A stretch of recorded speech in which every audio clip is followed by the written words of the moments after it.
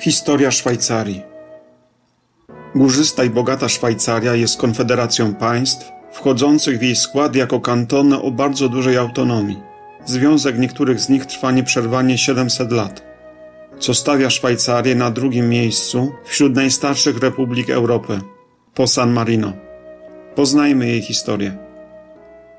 Na przełomie II i I wieku przed naszą erą w dolinie rzeki Are osiedliło się celtyckie plemię Helwetów. Od nich wywodzi się jedna z nazw Szwajcarii – Helwecja. Losy Helwetów opisał sam Juliusz Cezar w swym dziele Wojna Galijska. Starszyzna helwecka na zjeździe w Avenches wobec nacisku plemion germańskich podjęła decyzję o przeniesieniu się do południowo-zachodniej Galii. Głównym inicjatorem tej wędrówki ludu był wpływowy helwecki książę Orgetorix. Po jego nagłej i tajemniczej śmierci kierownictwo wielkiej akcji objął stary wódz Divico. Wiosną 58 przed naszą erą w drogę wyruszyło około 350 000 ludzi, z czego około 70 000 zbrojnych wojowników. Kolumnie zastąpił drogę ówczesny namiestnik Galii Narbońskiej Juliusz Cezar.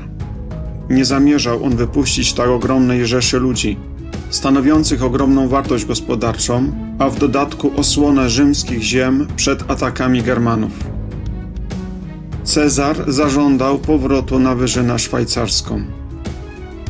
Brak zgody na dyktat Rzymu zakończył się całodziennym i krwawym starciem w bitwie pod Bibracte. Helweci ponieśli w niej druzgocącą klęskę, tracąc według Cezara około 250 000 zabitych, rannych lub zaginionych.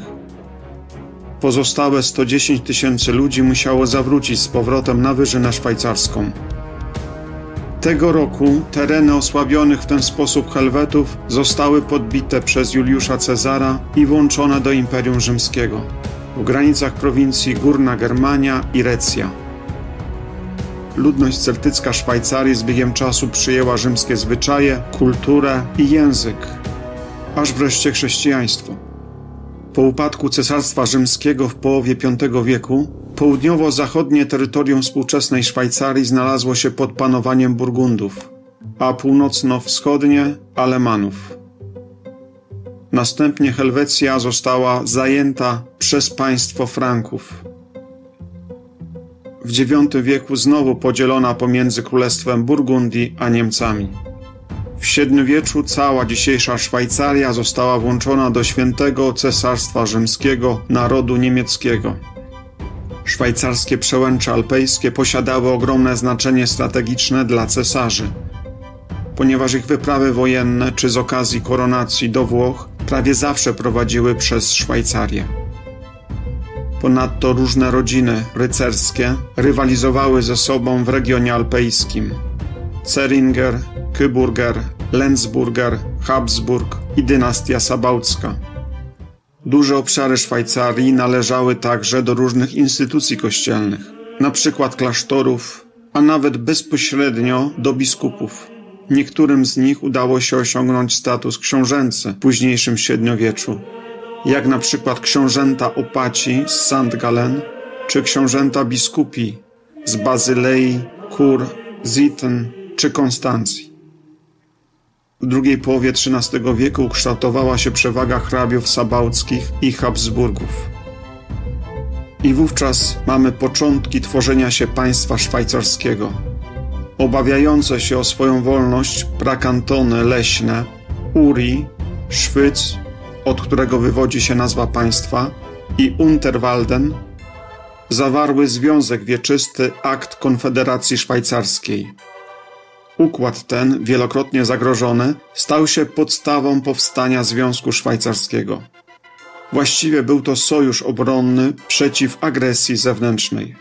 Głównym celem była chęć uwolnienia się spod wpływu Habsburgów. Przełomem było zwycięstwo nad armią Habsburgów w bitwie pod Morgarten.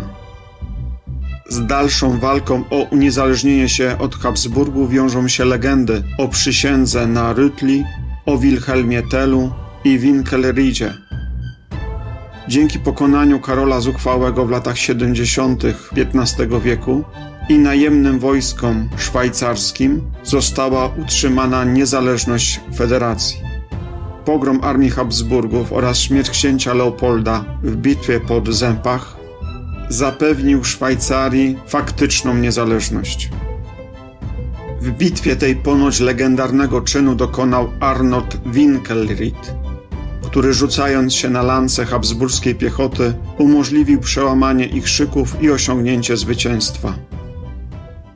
Następnie do Związku Szwajcarskiego przystąpiły Lucerna, Zurych, Glarus, Zug oraz Brno, tworząc tzw. Starą Konfederację, która rosła w siłę i bogactwo przez cały XV wiek. Chociaż Zurych został wykluczony czasowo z federacji w latach 40. XV wieku na skutek zatargu terytorialnego. Zwycięstwa Szwajcarów nad wojskami Habsburgów, także pod Neffels, utrwaliły niezależność polityczną Szwajcarów. Dalsze sukcesy członków związku doprowadziły do uznania go przez cesarza niemieckiego w pokoju bazylejskim. W początkach XVI wieku do związku przystąpiły Bazylea, Schaffhausen, Appenzell, sprzymierzyła się Gryzonia. Zwycięstwa w wojnach rozsławiły Szwajcarów w Europie. Starano się pozyskać ich jako sojuszników lub jako wojsko zaciężne. Piechota szwajcarska. W 1506 roku papież Juliusz II najął wojska szwajcarskie do ochrony osobistej, tworząc Gwardię Szwajcarską, która po dziś dzień pełni tę funkcję, choć obecnie raczej w roli reprezentacyjnej. Szwajcarzy wzięli udział w wojnach włoskich, zyskując dla Związku Szwajcarskiego Locarno, Lugano i czasowo Valtellinę nad Adygą. Ekspansja terytorialna Szwajcarii została zakończona w roku 1515 wskutek przegranej bitwy pod Marignano, w której zwyciężyła koalicja Republiki Weneckiej i Francji. Zapraszamy do subskrypcji naszego historycznego kanału. Kliknij na czarną ikonkę Pro Patria Poland Team i subskrybuj. Dziękujemy i do zobaczenia.